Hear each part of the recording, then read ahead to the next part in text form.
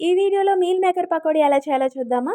అయితే ముందుగా మీల్ మేకర్స్‌ని తీసుకొని దానిలో వాటర్ వేసేసుకొని ఒక 10 నిమిషాల పాటు నానపెట్టుకోవాలి. నానపెట్టిన తర్వాత ఇలా ఉంటాయి. ఇప్పుడు నానపెట్టిన మీల్ మేకర్స్‌ని గట్టిగా నీళ్ళు లేకుండా పిండేసుకొని ఇంకో బౌల్‌లోకి వేసేసుకోవాలి. వేసుకున్న తర్వాత ఒక కప్పు శనగపిండి. మీరు ఎంత క్వాంటిటీ తీసుకుంటే అంత తగ్గట్టు శనగపిండి తీసుకోండి. ఇప్పుడు 2 టేబుల్ స్పూన్ల కారం, రుచికి సరిపడా ఉప్పు వేసి గ్లాస్‌లో 1/4 వాటర్ వేసి గట్టిగా కలుపుకోవాలి. తర్వాత స్టవ్ పై పాన్ పెట్టుకొని డీప్ ఫ్రైకి సరిపడా ఆయిల్ వేసుకోవాలి. ఆయిల్ హీట్ ఎక్కిన తర్వాత ముందుగా కలిపి పెట్టుకున్న మీల్ మేకర్స్‌ని కూడా వేసేసి ఫ్రై చేసుకోవాలి. ఈ లోపల మనం ఒక ఆనియన్ తీసుకొని వాటిని చిన్న చిన్న ముక్కలుగా కట్ చేసి పక్కన పెట్టుకోవాలి. ఇవైతే గోల్డెన్ బ్రౌన్ కలర్ వచ్చేసాయి. అయితే ఫ్రై అయిపోయినట్టే. వీటిని ఒక గిన్నెలోకి తీసేసుకోవాలి.